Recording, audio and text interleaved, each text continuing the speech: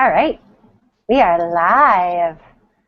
Hello, everyone out there who are just tuning in. I see some folks starting to tune in here and watching on the Google Plus video and watching in our site. Welcome. We are so happy to have you. Tonight, you are part of Move the Crowd's monthly live webcast for August, where our theme is Trust and Allow. I'm Dana Balicki. I'm an engagement strategist with Move the Crowd. I'll tell you a little bit about Move the Crowd in a second. But just so you know, sort of the scheme and theme of tonight, we'll be hanging out here for the next 45 minutes or so with entrepreneurial soul coach, founder, CEO of Move the Crowd, Rha Goddess. We'll also be swimming around with the amazing creative entrepreneurs of the Move the Crowd community. And, of course, our very special guest, the lovely effervescent Latham Thomas, founder of MamaGlow. Welcome, welcome. And just a note about Latham, and I know that Rha will tell you more, but Latham is a maternity lifestyle maven, wellness, birth coach, and yogi, and really on the vanguard of transforming the maternal wellness movement. And a big hit with all of my pregnant lady friends. Got some MamaGlowers tuning in. So before I hand it over to Rha, just to tell you a little bit more about Move the Crowd in case you're brand new to us. We're an entrepreneurial training company focused on conscious entrepreneurs and cultural creatives. And we work with clients to leverage their unique creativity, their strengths, and their passion into tangible and profitable results. So through our True Paid Good Academy, which is our year-long intensive, or I'm sorry, almost a year-long intensive, where you're paired with your own coach. And our entrepreneurs then emerge with a vision to move forward and with the knowledge to up their game and the power to really achieve their own flavor of success.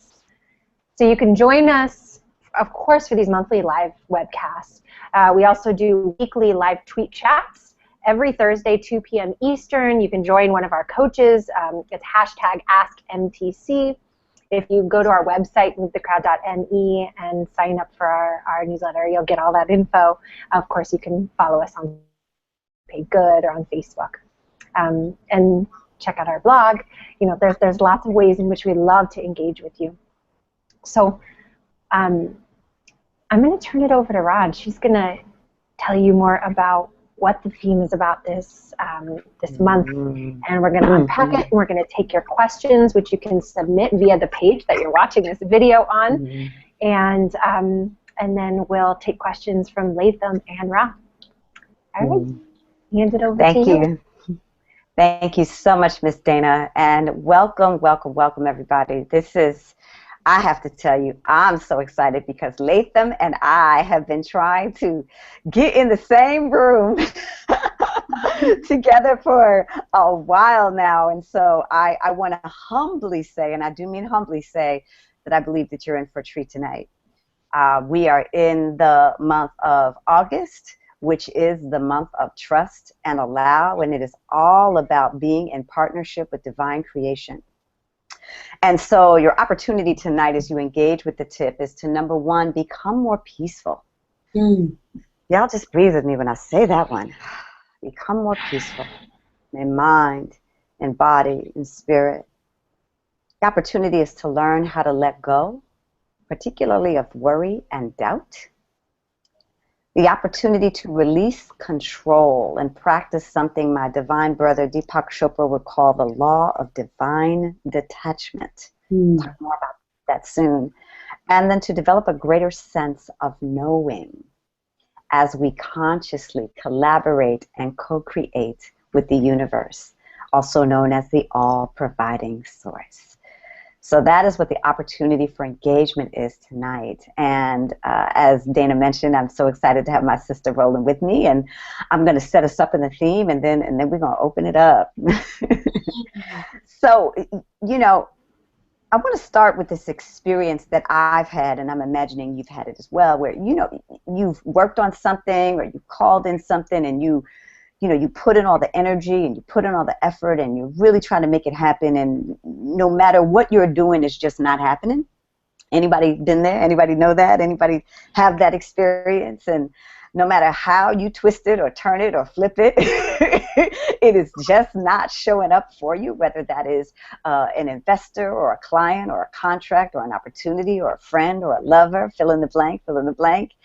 And then sort of as time passes and you shift your attention to something else, or maybe you forget about it, or maybe you keep on moving a little bit down the road, and there is this moment when you least expect it and it comes back around.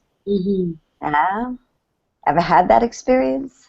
Or whether you call it serendipity or synchronicity, luck or divine intervention, there is a way that I believe things happen when and how they are supposed to happen. In the law of pure potentiality, which is something that we teach in our academy, we talk about the fact that you are creative, meaning that you have the power to consciously shape and co-create your reality. And in our culture, we talk a lot about making it happen, right? Grinding it out, getting it done. And sometimes we feel motivated through our sheer will that we can actually manifest something that did not exist before. And there is a certain pride that we associate with our ability to do that. But sometimes, despite all of our best efforts and intentions, it does not come as fast as we would like it to come. And sometimes it doesn't come at all. From our not being good, you know, and then we sort of make up all kinds of stories about why, right? From not being good enough to somebody else dropping the ball to the politics of a situation. Y'all hear what I'm saying? The sort of the list of the what had happened was. And often through that process, we can wear ourselves out. But what if we allowed ourselves to consult another form of wisdom here? We might be able to see something different. The law of attraction, which is the kindred sister to the law of pure potentiality, acknowledges that creativity happens through declaration and feeling. And when those two things are in alignment, what we want moves along established channels and pathways in order to make its way to us. The timing from the moment we express our desire to the moment that it actually shows up on our doorstep has everything to do with our state of being. The level of readiness that we express through our beliefs, our thoughts, our feelings, and actions, right? Those places where we put our attention. Our state of being, also known as our vibe, short for vibration. And when our vibe intersects with these established channels and pathways, it sets in motion the forces of nature which conspire to bring us what we want. Now, we are powerful, y'all, because our vibe can either add velocity to or interference to this process. Enthusiastic vibe, velocity. Doubting vibe, interference. Loving vibe, crazy velocity. Nasty vibe, stop. In this process of co-creation, our number one job is to pay attention to the quality of our vibe so that we can cultivate a smooth journey for the things that we desire. And then our second job is to let go of how we think it should look, of when we think it should come, of who we think should bring it to us, right? Because these already established pathways and channels show up differently for every single one of us. So sometimes the thing that we want comes really fast, and then sometimes the thing we want takes a minute. And our opportunity is to learn how to be with those forces that benevolently conspire to bring us everything we need to achieve our desired state of happiness and contentment.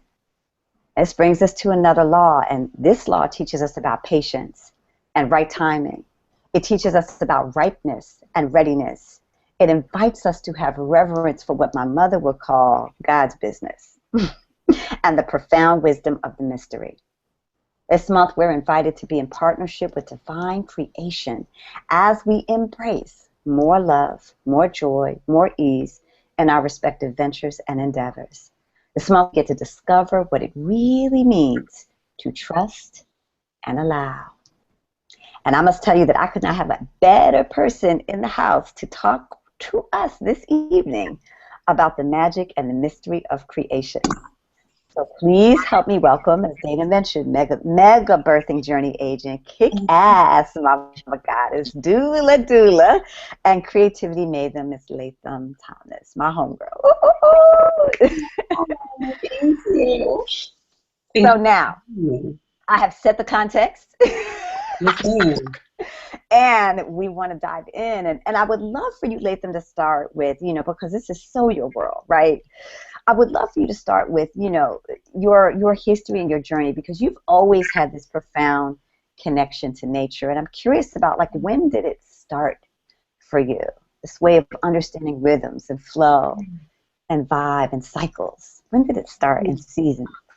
Well, first of all, let the church say amen, because that was a good setup. And thank you for that. Thank you for the context. Thank you for the opportunity and for the gathering. Thank you all who has ever joined. I don't see you, but I feel you. So thank you for being here. I think that when we are born, we're on mission, right? And in the process of you coming here, you choose the journey, right? And the parents that are to help you stay on course or steer you off so that you could hit obstacles, lessons, and pivotal moments where you can find profound healing along the journey and find your way back to course. So I felt really at a young age that I was going to be involved in natural patterns. I was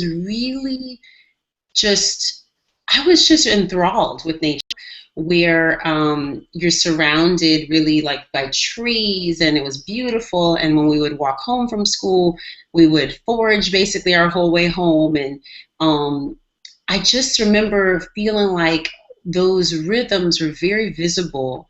When I was 5 or 4 years old, actually, my mother was pregnant with my sister. My great aunt was pregnant with one of my second cousins, and my aunt was pregnant with also another child. And so I got to see 3 pregnancies that were back to back, like April, May, June, something like that, or March, April, May. And so, and at the time when you're 4 and 5, your worldview is totally different. You're able to see things and have a little bit of reason around them. And so what I saw and what I remember at that age was watching the pregnancy unfold at a time that I was really interested in natural sciences like plant sciences and looking at flowers. And so I was drawing these parallels before I really understood what any of that stuff meant. And I saw like the process to be one that was really quite fascinating, but also just like, it just seemed like part of life. Like they didn't make it be something that was like arduous or painful, or it was just like part of our, imprint on this planet, part of a primal template. And it just seemed like something that I would, later recognize as part of my journey. But at the time, I didn't realize how much it was imprinting me. And even when I was that little, my cousin and I would actually, play dolls or whatever, like dramatic play, and we would deliver each other's babies because that's what we were seeing around us. And so that was like the rudiments of my relationship with doula work and my relationship with the female body, was that I was learning that it was safe and sacred, and that we should trust our bodies, and that this was a natural and beautiful process. And so that's like the context that I was growing up in. And then I was studying with an herbalist and learning about sciences that way, and seeing how plants really yield their form for the cycle, the season. You see the same thing in the insect world, but really in plants, there's a season for, harvest, there's a season for death, and really like, internal work, and when the tree is meditating on, on blooming, right, in the autumn. And then you see the bloom, and then you get the fruiting in the summer, and then the leaves, release form again, and a tree is naked, and its sugars are concentrated in the roots, and it's all about hibernation and internal focus. And so we have those same energetic patterns that rule us, that we could choose to abide, or we could resist. And I think it's just much easier to live in that flow. Because I believe that, like you said, the things that we are working towards, that we believe are here for us, they're much more accessible to us when we're in the flow with all that's happening, not just with what our internal calendar of success looks like, but really what the cosmic calendar looks like, really what the divine calendar looks like, because that is not up to us, right? That is up to Mother Nature, that is up to Spirit. But what we can do is really align ourselves as much as possible with what's happening in the seasons, what's happening in the ether, right? So that connectivity comes from us, a practice of mindfulness. That connectivity also comes from really trusting what's built into you, that intuition, right? And listening to it, doubting it, right? Acting upon it so that it gets stronger. And so these are all things too that, like, I see constantly women engaging in the journey towards birth, because everything is heightened sensory-wise, right?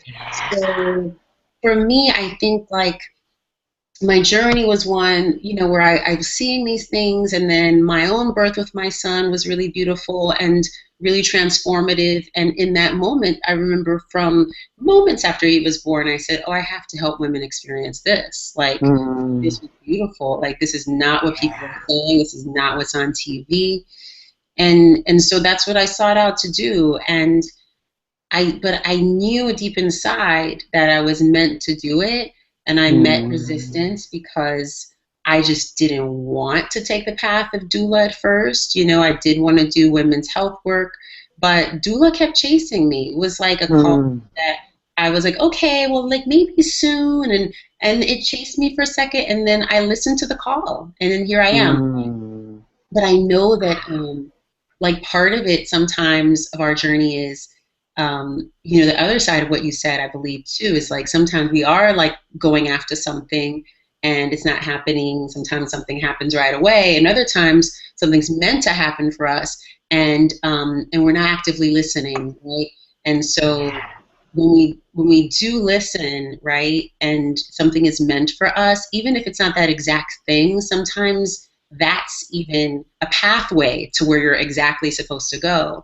Right. And so even that is important to listen to, because that guides us. And that's so on theme with, like, trust, because, if somebody gives you directions, you don't know where you're going, but you have faith, you're just going to go that way. You're basically using your soul as a compass and that person's guidance, right?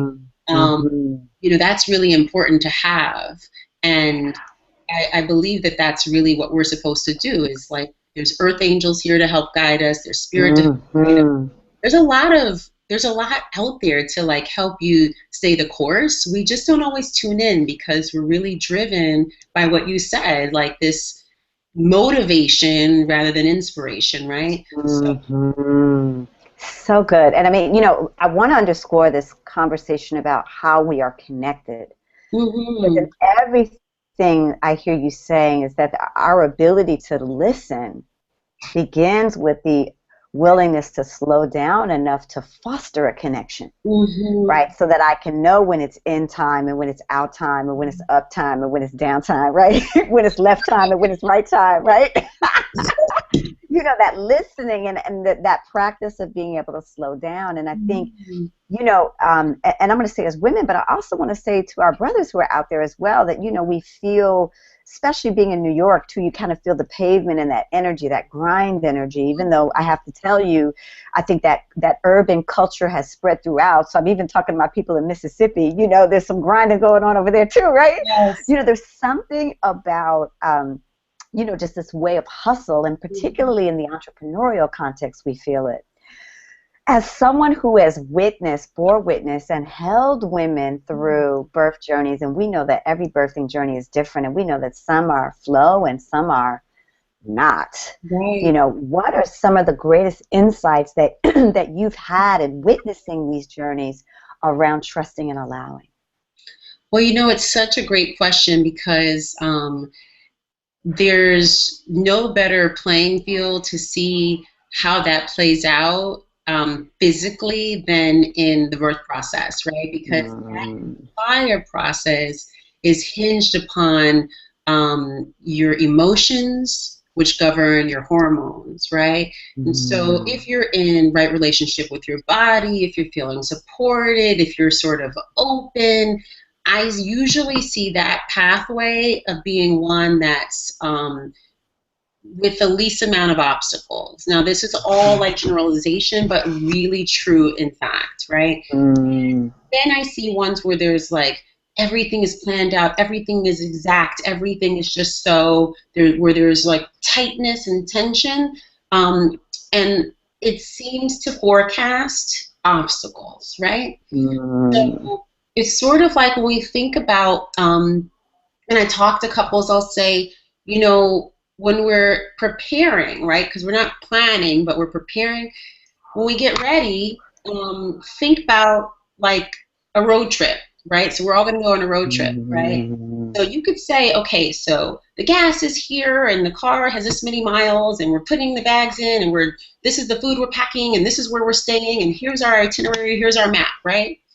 And then, you're driving, you didn't mind the time of the year, so maybe there's a cold front coming through and you got to take a different road and then you get a flat tire and then you have to stay in a motel and then you find a really cute hitchhiker and so you bring them and then it's like there's a lot of things happen. You're still on your way to California, but it's going the way your itinerary was planned, right? So if you just say like, look, we're just going to go to Cali, we're just giving ourselves space and we're just going to see what happens. We have a map, right? But we're just going to like flow and see what happens. The people who sort of are like that, they give themselves time and space and breathing room and not a lot of restriction, usually have satisfaction at the end of their trip because they had, a journey that was filled with adventure and sightseeing and not like rigid and like we have to do this within this time frame, right? That creates like friction and tension and makes it less pleasurable, but also you come up against obstacles because nothing is just destined to go right. When you're driving 3,000 miles across country, there's just going to be and that's same birth, right? Like everything could happen the way you plan and nothing could happen the way you plan. But that's the really interesting thing is that the body is wild, right? And this is what's so interesting about, medicine is that, when you're looking at, like doing a triple bypass surgery or something, you know how long that takes. You know how long it takes to, stitch up a wound or whatever. But you do not know how long it takes for a baby to make their journey here because that is up to the mother's soul and the baby, right? That is the mother and the baby. And that is contingent upon her feeling safe. It is contingent upon her feeling empowered and feeling unobserved, right? She can be in a place where she is allowed, like basically in darkness, if you think about it. How we're made is in the dark, right? Usually, most of us were conceived at night, right? Not in like bright lights and, you know what I mean? Like at night with like candlelight and Marvin Gaye or whatever people are listening to. Right. Right? In passion and in love and, just that, but with the lights low, right? And the baby grows in the dark, right? All things grow in the dark. Plants grow in the dark, and they grow in darkness of soil, right? Which is black and dark and damp, right? Which is feminine, right?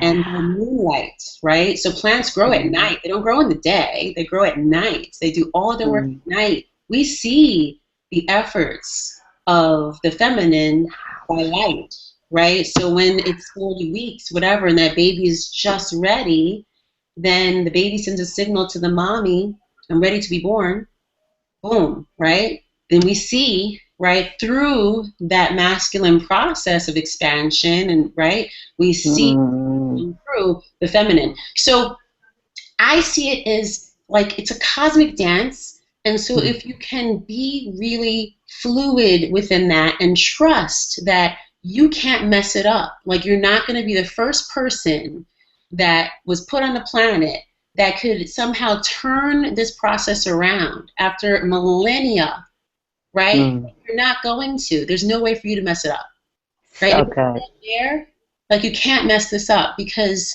you are part of a lineage, right? Yeah. And so when people understand that, if they can stand in that power, then it's like, okay, well, then let me just fall back because God has this. I know my body, like, it's equipped. I've never done it, but I also know how to do it. If they stand in that, then it's totally different than when there's control, because the only way to get a sense of being in charge, which is very different from than control. The only way of getting a sense of feeling in charge is to surrender and to trust and allow. Because if you don't, then that's when you come up against obstacles, and you're met with those because they're lessons trying to remind you to get back to that place of trust, right? Because sometimes when you get so worked up, and you know this in other parts of life, oh my God, I'm so worked up and I'm stressed and this and this. And then you get to a point where you're so worked up that you can't do anything about it, and you say, F it, I'm just going to let it flow, or I'm just forget it. When you get to that place, right, when you come off of that, then you start to see, like, oh, that call came through. Oh, like that check came, I could pay my rent. Oh, like, you know what I'm saying? When you get back into I love where you're going, because this is really about, like, we're talking about the birth process, but what we really are talking about is life. You were talking about? And you feel what I'm saying, right? The birth process is the symbol of life, and it's like the ultimate symbol of life, is it not? Right? Right? And so what's interesting and what I really want to underscore is this distinction of preparing versus planning. I love what you said at the top, right? Like, what is it to prepare for as opposed to plan for, and noticing the energetic differences when we are preparing versus when we are planning, right? Yeah. Sort of forcing something to happen. Exactly. The second thing I heard was this idea of us feeling safe and empowered and cared for and supported and trusting that we can't get it wrong. So I don't know if y'all are catching this out there, but I'm circling, I'm underlining, I'm boxing around these concepts. Oh yeah, I'm like tweeting like crazy out here. You feel what I'm saying? It's so much bigger, right, than the specific circumstance that Latham's talking about, which takes me to sort of my next question, right, which is, you know, when you correlate the birthing process, right, because Latham, you're also here because you're a kick-ass entrepreneur. Let's just call it like it is. You handle your business. And, you know, it's so beautiful because when we think about the creativity, the level of creativity and commitment and dedication and intention that goes into building this kind of a business, right?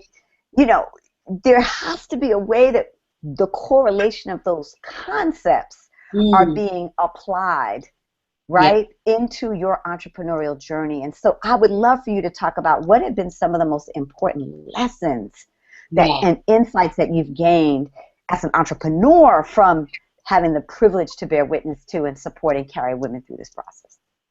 Okay, yeah, that's great. Well, I would like to distinguish first the difference, and I live by this too, and I know you do. There is a difference between making it happen and letting it happen. And I think that so much energy is focused on the former, right? Like, okay, you gotta hustle, gotta go. And so if you're in that movement of pushing, which I don't even use that word when I'm helping moms deliver, we don't even use the word push. When you're in that energy, it's really depleting, right?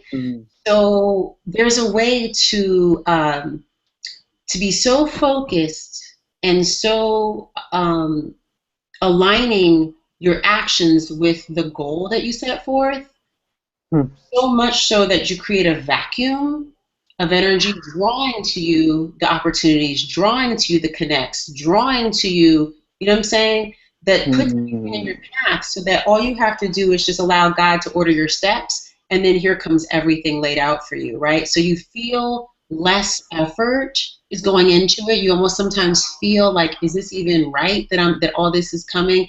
but it's because you're, you know, being a good steward to yourself first. And I think that's key, right? Is to, even if it sounds so frightening, I really invite everybody to spend like a week allowing, like we've been talking about, like really getting into that lesson of trust and allow. Just let things come, let things, rather than pushing things, state what you want, be super crystal clear. And that's the next lesson is about, and you spoke about clarity too. It's just so much easier to state what you want when you're speaking to people, when you're calling it in.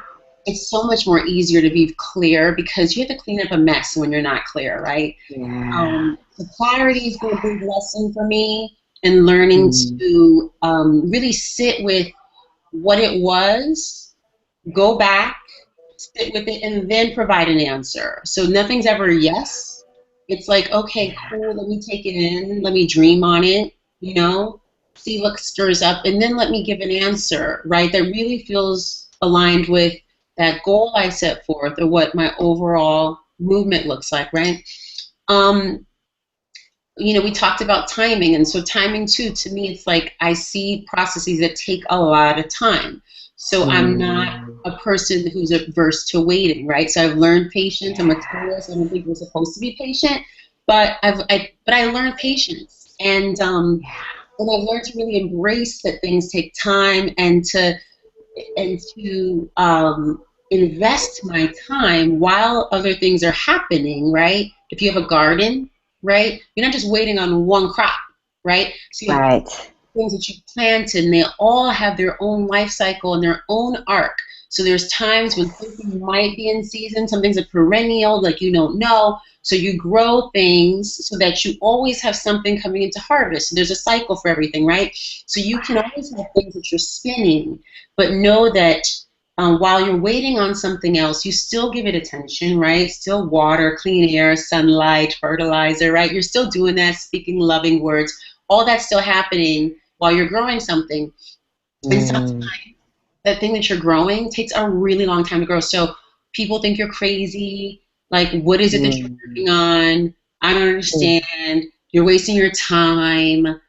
We don't get it. You should do this. Have you ever thought of that? Everybody has all kinds of projections because they don't have the risk friendliness that you do as an entrepreneur. So that's going to come. And then one day, your seeds that you've been watering for 7 years going to sprout up, right? And then all of a sudden, in 3 months, they're going to be like 12 feet high, bamboo, whatever it is you're growing. And everybody's going to come over to your side of the fence and want to hang out and kiki and be like they were there the whole time, right? But they grind, and all of a sudden, it's like, oh my God, you're doing this. It took you no time to do this, but you're like, no, it took me like 7 years. It took me a long time. Yeah, so good. I mean, you're speaking to this idea of overnight success. And I remember Gabby was here a few months ago and saying, like, just really laid it down. She was like, okay, people, first of all, 10 years. Let's understand something, right? Whatever you're seeing, whatever you think you're seeing, this trick of the hand and the eye, you know what I'm saying? Right? And so, you know, I feel like this is one we can't say enough because there's so much conditioning to be impatient. Yes. You know, it's supposed to be add water, instant dream. Fulfillment in a glass bottle. Yes. You understand. And, you know, and it is the practice of the showing up, knowing that the flower is going to grow. You know, my mother used to teach me, saying, listen, honey, you can't grow that flower faster than Mother Nature. Sit back. Right? Sit back. Right? Because she did it right. She never made a mistake, right? Yeah. So why is it so hard to let go? Why is this? I'm going to ask this last one, Dana, and then I promise we can open it up, right? I may have one more, but this conversation is so juicy. But why is it so hard to let go, Latham? Why do we struggle with that so much? I think why do we want to control? You know, control feels safe, right? Having an element, right, whether it's fictitious or real, right? Whether it's this idea, an illusion of control, or whether it's actually that you are in a position of control. There's a safety net, right? It feels a sense of security. And that's why a lot of people are in positions that they don't love where they work, right? And they commit years of their lives to do something that they don't love because they feel safe. I've talked to so many people, and I know you coach them, that come out of being in a corporate setting, and then, or whatever it is, and then they go into being an entrepreneur, and they can't deal for the first year or whatever, because there's not that trust yet, right? There's not that ability to just let go and relish in the uncertain, right? So it is much more comfortable to know, right? For a fact, every 2 weeks my money's coming. This is what my day looks like. It's 8 to 5, and then I shut up. All of that is, you have control, right? But in a startup, you don't know when things are going to kind of go awry, and then there's fires to put out, and there's money you know what's going to have to spend, and you're bleeding this account, and it's there's all kinds of things that happen that don't make you feel like you're in control. And so that creates a sense of resistance to following your dream and your mission, because you feel like you're relinquishing what gives you a sense of power. But at the same time, I think, we hold on also because we're feeling the hole of voids, right, in life. So if we think about where there's disjointed experiences, whether somebody told you when you were young that you couldn't do something, or you weren't good enough, or because we're all carrying that stuff, and it's not just stuff that we hold ourselves, it's stuff that we heard at some point in life, or were made to feel that way at one point in life. And so it only shows up to rear its head when we're about to do something that's going to make us grow, that's going to make us stand out, that's going to make us bigger than ourselves, right? And when it rears its head, and it's nasty when it rears its head, right? Because it's we're all super excited about something, and here comes the voice of, doubt, right? Carrying doubt, planting them in your garden, messing up your whole harvest, right? Talk about it.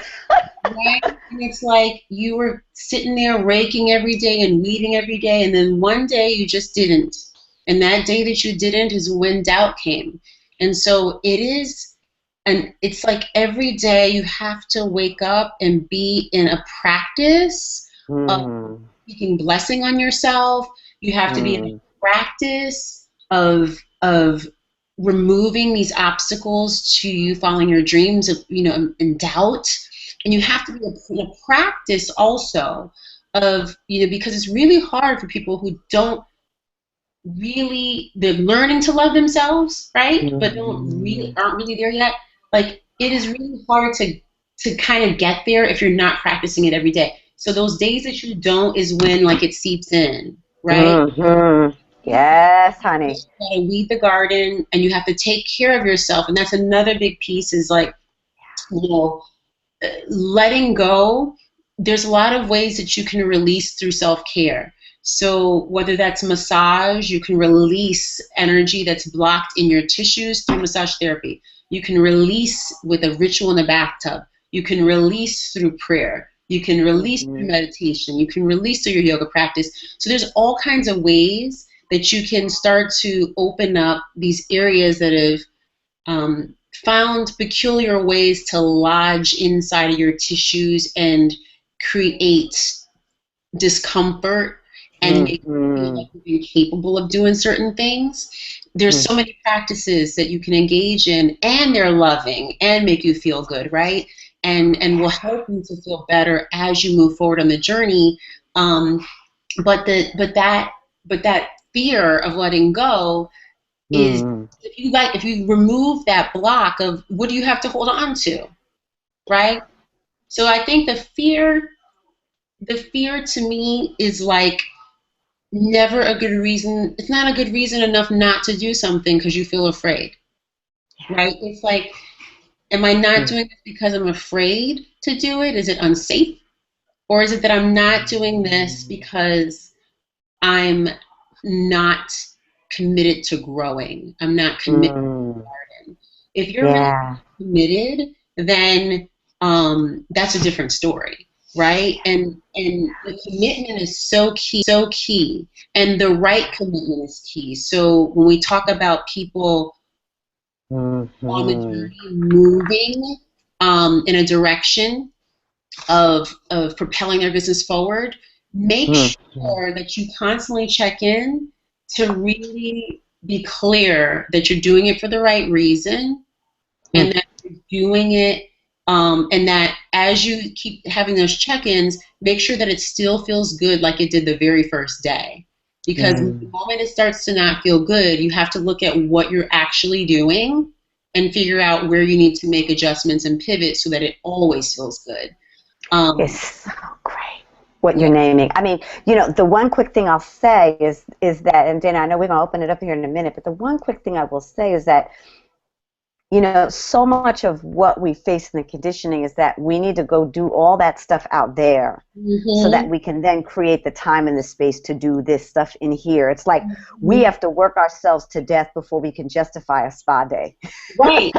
We got to grind ourselves into the ground before we could justify a vacation. You know what I'm saying? Like, and there's so much cultural agreement around these things, and what you're saying and what you're naming and what, you know, we honor as well is, and I really want to underscore it, is that you got to come first. Yes. That nurturance has to happen first. In other words, even in order for the quality of your experience of achieving those things to be different, better, sweeter, it's got to be you first. Because then you're in a space, your vibe, y'all remember that conversation, your vibe is such that it is opening, it is welcoming, it is magnetizing, versus the resentful vibe, dare I say, which is the self-sacrifice, you know, right?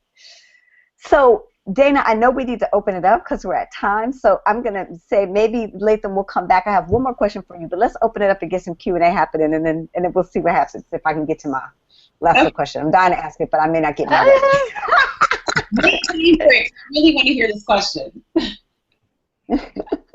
We're gonna let's take the one that let's take one that came in from through the page interface here, because I think it's a good one, and then we're gonna Rha, you get your way. We all love we love to make it happen, so we'll make it happen, no doubt. So the question that came in from Heather is, I find myself getting really obsessed with the small challenges of scheduling. Example, what if I schedule a one-on-one client that day in the fall, and then I wish I had it open for a workshop? Is it easier for me to trust the big stuff than it is for me to trust the small stuff? Like, any advice how I navigate trusting? Do you want to talk first? Let's go for it, Mama. You know, I'm the worst with scheduling, you know, and I know that about myself, so I don't let myself do it because I get hung up in dates, right? What I would say, if you could, is maybe look to a calendar of things that you know you want to be a part of and attend, you know, like kind of see if you can do it. Like, I mean, I try to do mine like 6 months out, you know, where I map all the things that I love and want to be at, like Rha stuff. And then you can fill in around that. One really great thing to do is sort of look at what's happening cyclically and on the lunar cycle and lunar calendar, and see if you want to like utilize some of that cosmic energy that's already just like there and available to you, and see if you want to plan around that. But I would say, like, you know, whatever you decide, you know, if you feel like you're going to put a workshop on a certain date, like let the smaller, if that's a huge money maker and a huge sort of like effort of yours to put into, let everything else that's smaller fill in around those things. So, and the client, you know, if it's one person versus like a 200-person event or a 30-person event or whatever, the client can fill in around that, right? So you can always like make space outside, you know, around the larger things. But I think part of it too is if you have trouble or trepidation with it, is finding somebody who can come in and like assist with that. If that's not your strongest suit, rather than like learning how to do it, it sounds like your energy is better focused, like actually doing the creative stuff of like workshopping and like figuring out solutions for clients. Let somebody else focus on the calendar and you just map out your dates that you know you don't want stuff planned on. That's just mine. Love that. I would also say to you, you know, that I do work with a priority management system, which for me is very different than a time management system. What I work to manage are my priorities as opposed to my time, which looks different. And one of the things I will say is that sometimes I get to a space where even when my calendar is full, my energy says spaciousness. And I will rearrange things to be able to honor what my energy is saying. Now, it took me a long time to get there, right? But I will say to you that, you know, there's something about how you can build in fluidity when you understand what your rhythms are, number one. Number two, when you understand what your priorities are. And then number three, when you give yourself the flexibility and the fluidity to listen and shift and make shift as graciously as you can. Sometimes things you are not able to move, and you honor those things. But there's something about, I know for me, when I approach my calendar and it looks crazy, there's something about me knowing that I can reorganize it. And then sometimes, you know, the universe just shows up. This is the trust and allow, y'all. I get those days where, oh, cancellation, reschedule. You know what I mean? And then like 4 hours shows up, and I'm like, woohoo! You know, like somehow the universe will conspire with you. But I think this idea of putting the important things in first is really important, and then building a kind of flexibility and fluidity, if you can, around those other things so that you tighten them up as you get a little closer to the time.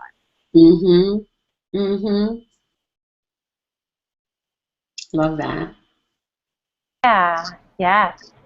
So can we take another one before we take your juicy question? Yeah. Of course. Because we've got two really juicy ones that came through. Yeah. It's all about them. It's all about y'all. Okay. So there's one that's real big, and one that's like, you know, pretty specific. So let's work our way out. So we'll start with the specific one. This one's from D. I'm not having the kind of success I'd like to see. I'm meeting some deliverables, but not knocking it out of the park consistently. I'm working really hard, but if I'm being honest, I'm just not that personally satisfied. I can't tell if I've grown and fallen out of love with the work, or if I'm just down about not meeting my goals. Do I let go and move on, or do I stick it out and dig in? I'm unclear which is the right path.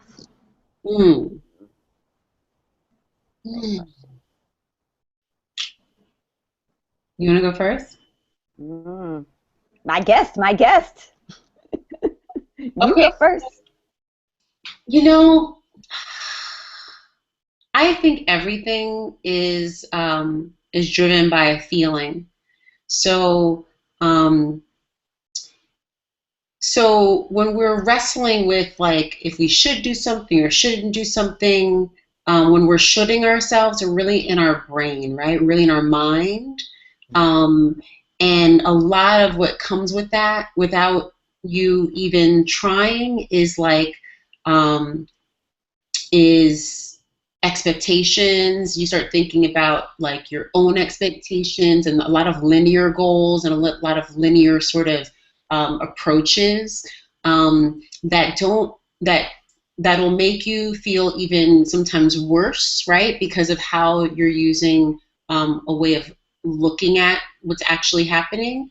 You take it off of a linear system where it's not like this is the only direction I'm headed, right?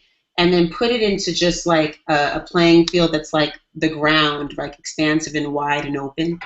Then you see that like there's many directions you can go, and if you look at that and see sort of and sit with yourself a bunch of times, not just like one time, and ask yourself like, does this really feel good? But like if you're asking yourself, like, I don't know, when you said, I don't know if it's that I'm not into it anymore, or if it's that I feel like I'm not achieving my goals, I think there's probably two things that are happening parallel, right? That maybe you aren't feeling satisfaction because there's some element in what you're doing that isn't feeling aligned with you achieving your goals. So, and then unpacking what the actual goals are, right? Like, what is it that I'm looking to achieve? What do I consider measures of success? Where did those ideals about success come from? Are they my own? Did somebody else place that there? Is that something I would like to adhere to or release? Is there a way that I could reframe and restructure this so that it feels good for me? And what does that look like on this playing field rather than this playing field, right? And because, you know, like achievement is multi-directional and means different things for different people. And so that's the same thing, right? So some people, you know, like everybody measures it differently, right? So sort of look at like what's that beat for you, right? First, because that I think gives you like it's almost like when you go to the doctor's office for like a physical or whatever, it just gives you a baseline of where you're at, right? And then from there, you know, like, oh, I can do this activity because I have a clean bill of health, or I can do this activity if they say, oh, like this is going on, you're like, let me look at that, let me take care of that, right? It's just like you want to have a baseline for what it is that you're doing. That's why I was talking earlier about always checking in, because sometimes you're along the journey deep and then you turn around and you're like, this doesn't feel good. What am I doing? Right? You have a moment of self-reflection.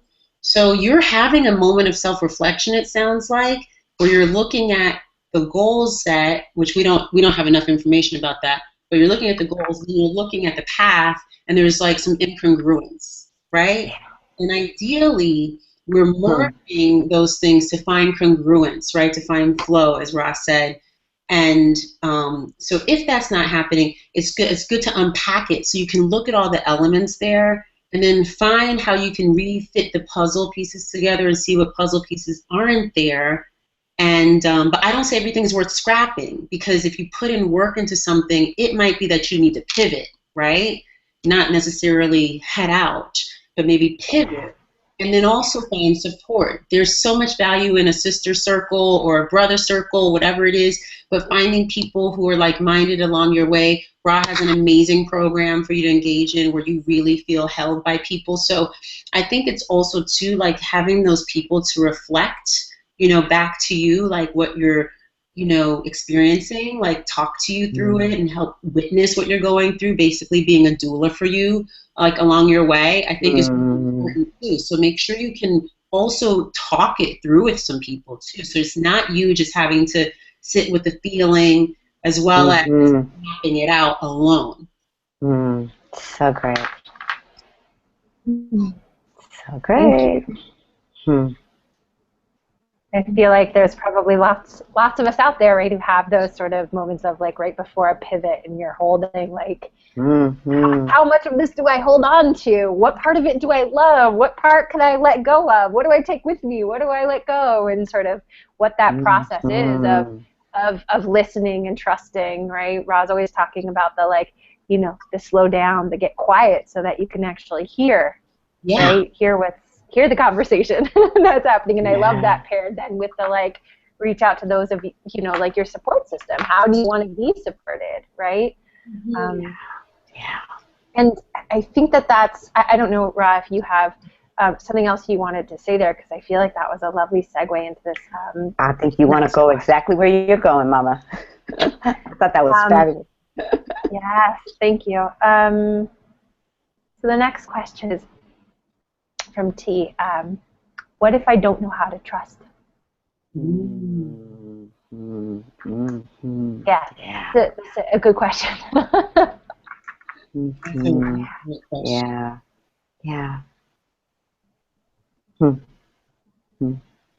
You got this one first? Sure, baby, sure. I'm willing. You know, when I hear that it causes me to inquire into your upbringing. and how you came into this world and what your environment was like, such that you may not have been able to develop that distinction of trust. Mm-hmm. And, you know, it's interesting because I think this is also going to relate to Dee and Dee's comment, which is, you know, self-nurturance. And Latham has said it so many ways tonight, and I just want to underscore it. Like, the self-nurturance is so important, because believe me when I tell you, nobody is harder on you than you. Mm-hmm. Like, nobody. I don't care. You can make the meanest face you want to make. You know what I'm saying? You can picture the biggest monster you want to picture out there, but nobody will do you like you when you get into that space of judgment with yourself. And so, you know, what I would encourage for you is to begin to spend sacred time in gentleness with yourself, you know, learning who you are. Because often when trust has been compromised at that level, we disconnect from the essence of who we are. Mm-hmm. And that's often out of survival, right? You know, I'm just going to kind of make it through and do whatever I need to make it through. So I think the anxiousness, the anxiety, the trepidation, the fear, the doubt, the feeling of insecurity and danger, right? These are the things that can often impede our ability to tap into or touch trust, has got to be met with such gentleness and such patience and such loving kindness, you know. And what would it be for you to have a day where you have no demands, where the calendar is empty, and if you just want to hang out in your bunny rabbit slippers, you know what I'm saying, and not answer your phone and not check your computer, your email, and not be at somebody's beck and call or handling somebody's situation, you're being called to invite in some sacred, holy, quiet, alone time, so that you can establish the primary connection, which is with you and the universe, and you and all-providing source, and you and your baby spirit. That's what I would recommend. Amen.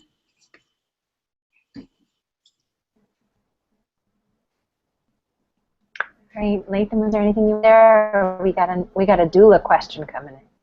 Oh, fun. I'm ready. Yeah. All right, so this comes in from Danielle. What advice, and of course it's open to both of you, but what advice would you give to a minority doula / entrepreneur in NYC? I know that being a doula is part of my path, but I'm a single mom, and it's popular for doulas, and popular, quotes, for doulas in New York to charge low fees for the first 2 years. I feel like I can't be a doula and follow my dreams because the career is not financially stable. Fear is telling me to stay in a corporate job that I hate instead of following my dreams. Well, I love your question because I'm a single mom. I'm a woman of color too, and I'm in New York City, and I believe that you should charge. I think that, you know, you have value that you have to think about when you're exchanging energy, expertise, and love. When you're advocating, when you're just holding somebody's hand, when you're making somebody feel safety in a life transition situation, right? Like a major life transition, a crossing of a threshold, a rite of passage. That's like a holy position, right? And in many cases, you know, from the beginning of time, women served, right? But how society is set up now, you know, with how we live all apart and not in units and not in tribes and so forth, we don't have these people just built into our communities. So there is a path of doula that's community doula, right? Where the service is in communities where maybe people can't afford the service that at the level that you would like to make money at, but you could provide service at that level. So there are people who in the first like year or so, and maybe a little longer as they're getting their feet wet, will start along that path, right? And that's a valid way to, you know, sort of get a lot of experience. However, I do believe that if there's other things you're bringing to the table that you can package, and you're a great cook, maybe you also have a nutrition background, maybe you, you know, also learned placenta encapsulation. There's all kinds of ways that you can find add-ons to distinguish yourself as a doula, and then also you can charge more. But I don't believe in this whole like, oh, well, everybody's doing this, so I'm going to do that, or this is the way I have to go. Because, you know, people are pricing based on their level of comfort, right? And so when you're looking at like a range, that's just based on what other people are looking at other people doing, right?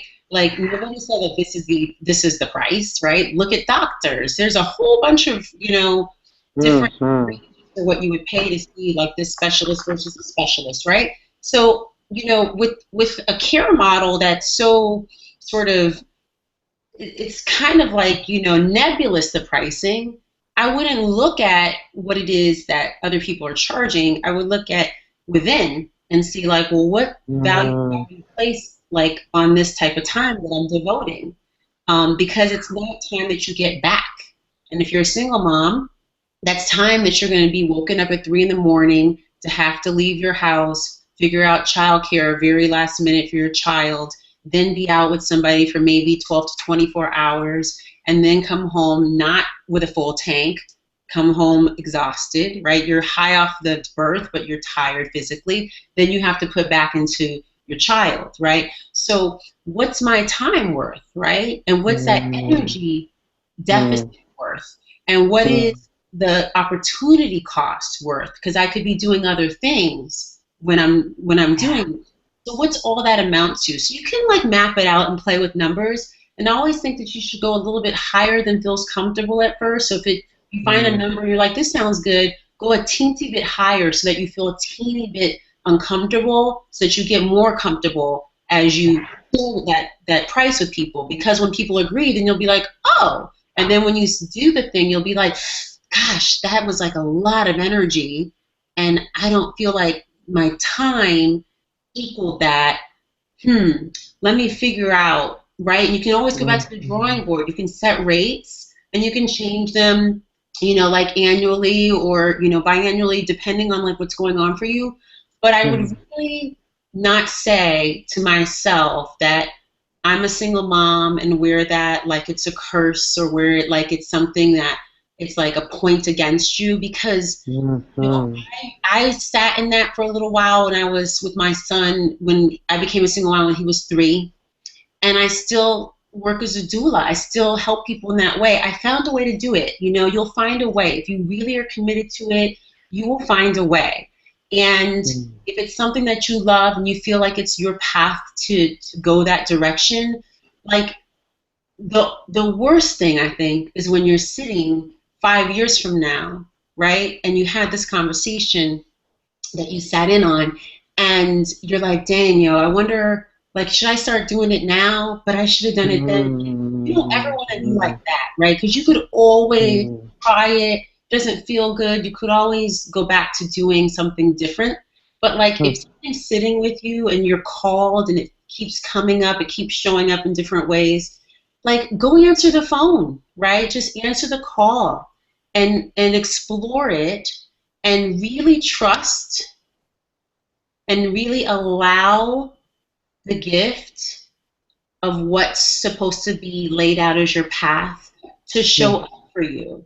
Because like we were saying earlier, like when you like, so you've already drawn to you a series of calls, right? Like you're already hearing, you're already tuned into the whispers. So now you just have to not listen, but now you have to act upon the listening, right? So you've done the listening.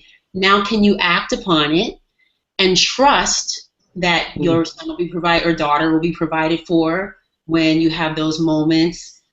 Will you trust that community will show up so that you can actively pursue this path? Will you trust that, you know, you'll be able to provide for your family?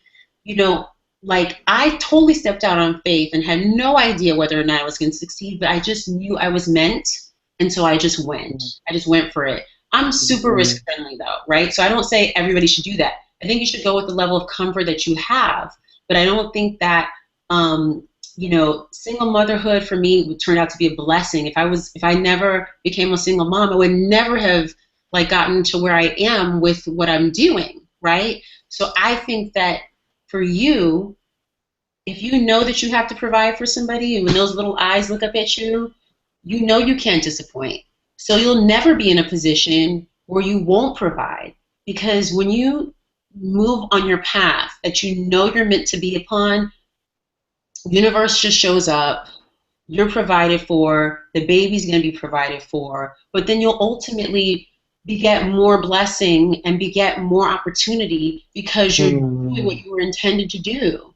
So do that thing that keeps knocking at the door. Just answer the door, let it in, sit down, have some tea with it, and just move forward. Because, you know, I can recall so many conversations with people where they've told me that they were wanting to do something, and I look at them now and they went for it, and things laid out for them, right? So I believe that is, if you're feeling it, don't look at any of those things that seem like they're obstacles, and let them be excuses for why you won't pursue it, right? Don't let any of the things that seem like they're standing in your way be a reason that you don't follow your path that you believe is laid out there for you, your dream. Go forth. Trust. Yes. All right. Well, Miss Dana, I know we are home stretching it here, and so I'm gonna say a couple things to close us down, and then I really want to give the final word to Latham, and I promise I'll have that final question to support that final word.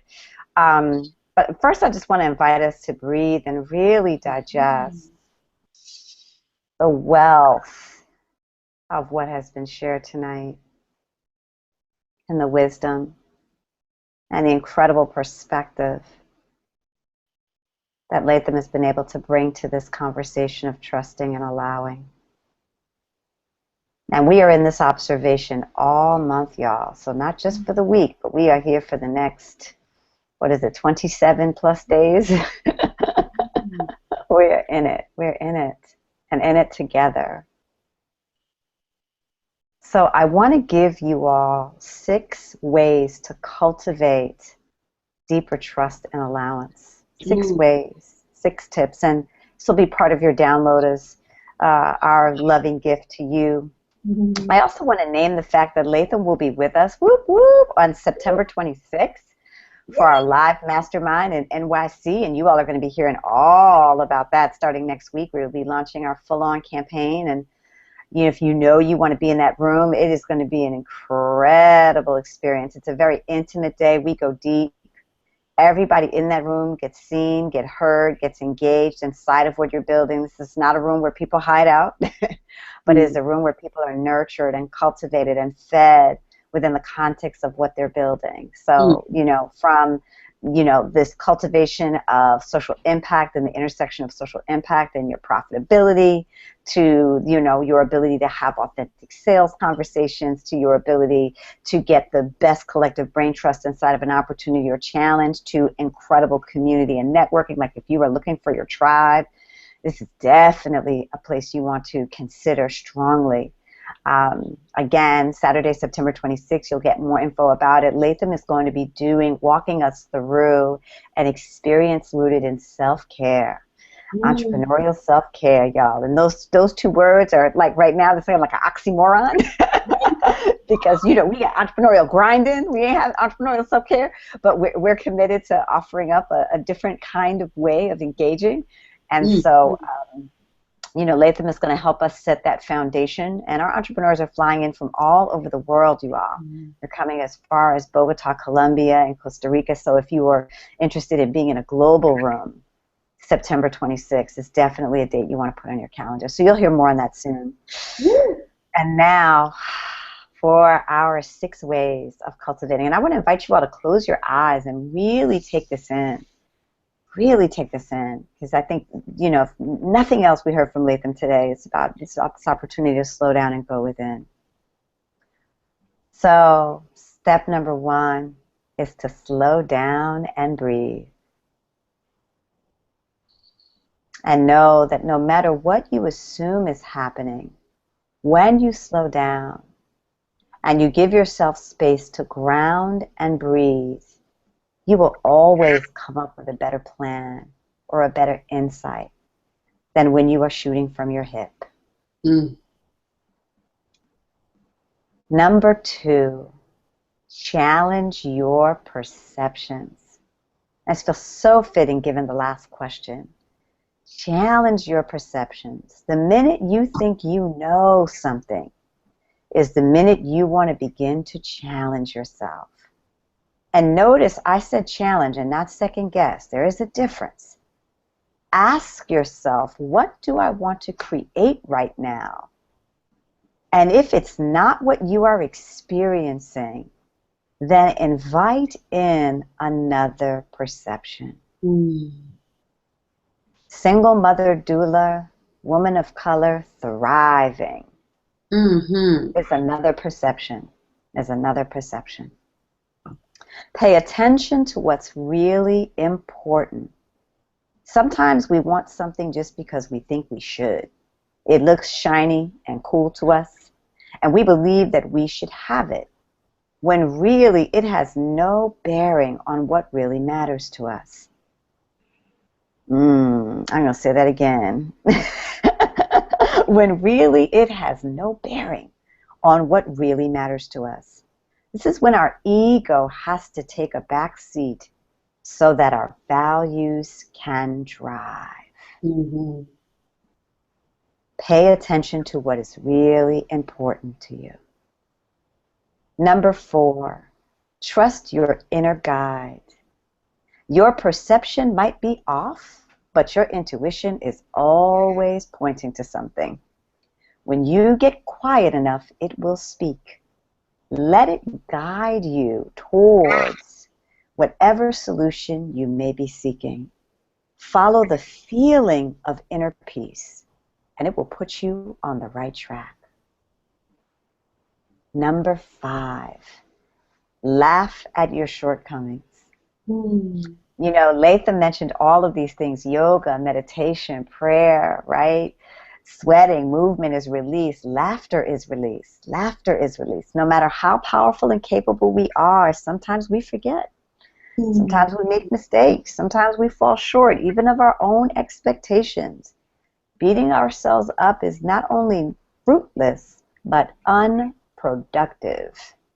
Laughing invites learning, and learning is always valuable. Always valuable. Laugh at your shortcomings. And then finally, number 6, embrace certainty.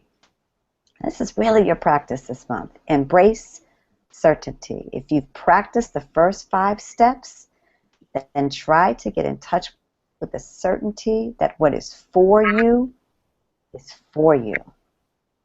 And it is already on its way. We love you. We appreciate you. I want to turn it to Latham for her final words. Anything you want to say about this new edge for you, Latham, around trusting and allowing? Anything you want to leave them with as they contemplate these next 30 days?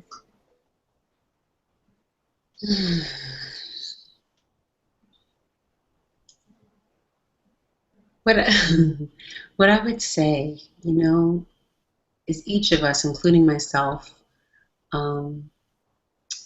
we all have something where, you know, in my instance right now, I'll say this. I have been put in the position of learning from family right now. And sometimes, as we know, the hardest people to get along with, right, or the hardest lessons that we learn about all these tools that we shared come from the people closest to us, right? And the people who can push the buttons are the ones who put them there to begin with. And so what I've been learning about with the growing edge that I'm currently sort of, working towards moving through and allowing to move through me. I'm learning more to soften around the places where I see in others they're not reflecting in behavior how I would want them to, and maybe they're feeling similarly about me. But what I'm learning is that it's so easy, obviously, to do this with people who are like acquaintances in your life, but really in family, embrace the lesson that comes from the people that are closest to you. Because the value in getting over the humps, the value in excavating things from your past can really help propel you forward on this journey, can really unlodge areas where you don't feel you have trust, and can really thrust you forward and create space for that allowance, that deep knowing that Rha is talking about. And a lot of it is hinged, and I believe the last question that you looked at addressed this. A lot of it is hinged in upbringing. And universally, what I would say is, babies learn in the first couple hours of life whether or not the world is a safe place. And so through what they experience on their journey here, and then once they arrive. And so if we think about that in the context, how sensitive, how complicated and complex, but our emotional bodies are so important to consider. And so allow your emotions to always be at the surface along this journey as entrepreneurs, as people who are moving, breathing, creating. Allow your feelings to be at the surface so that you can constantly check them with your intuition. They can constantly be in communication. That is where you'll find healing points. That is where you'll find that you can take leaps of faith. Always stay in that place, even if you grew up in a place where you didn't feel like you could trust other people. You could really learn while you're on this planet to trust yourself. Yeah.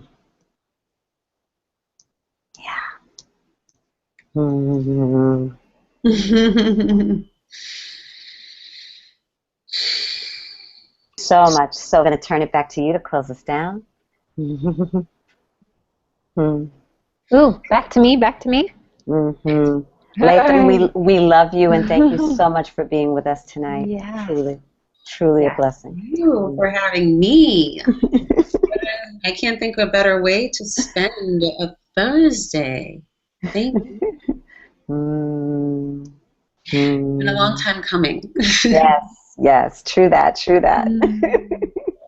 Yeah, and I just have to say, thank you. We've done a lot of these webcasts and had some amazing guests and conversations, and I just have to say that this has by far been my favorite. Just, just everything, the flow, and just everything that we started move through, and the questions are beautiful, and it was just everything about this evening. So I'm so grateful to have spent it with you both. And I just heard from another regular webcaster that this was her favorite as well. 5 more, 3 exclamation points. So thank you. Yeah. So like I said at the, oh, I'm sorry, go ahead, Latham. I just said that is awesome. Yeah. Yes, thank you. And so, you know, for everyone out there, you know, you can watch this again, right? Just tune into the page that you were watching tonight. I'll send it out in an email, or Rha might send it out in an email tomorrow, right? So just check your inboxes, and continue to just like work with this and let it work you. Let all of this, let the trusting and allow you work you this month, right? And just know that we're here. We're here for you. You can reach out via Twitter, Facebook, or send us an email, right? You have it now that you've signed up. So you know, we want to hear how this is working you, and we want to know more about you and your journeys. And like Rha said, you'll get more info next week about the mastermind, how to join these two brilliant women. I'm going to cross my fingers that I'm going to make it. And that's at the end of September, September 26th. So just save the date, put it in your calendar. It will be in Manhattan at the Grind. And other than that, just stay with us. And you're always also, you know, we have amazing coaches. You know, not Rha is one of them and has her, you know, has her group of coaches, but we also have 3 other amazing coaches, and right now they are there for you, and we are offering free strategy sessions with them. So if you just go to movethecrowd.me/academy, you can, in a few simple steps, in a few moments, you can sign up for your free strategy session and just, you know, go to work with one of these brilliant coaches inside of your venture, wherever it is, and just like seedling vision or all the way big oak tree, right? We know we have something to offer. So thank you all so much for joining us. And we're here the first Thursday of every month. And thank you. Stay true and get paid and do good. That's our mantra, and that's what we want for you. Yes. All right, everybody. Thank you. Good night. Good night.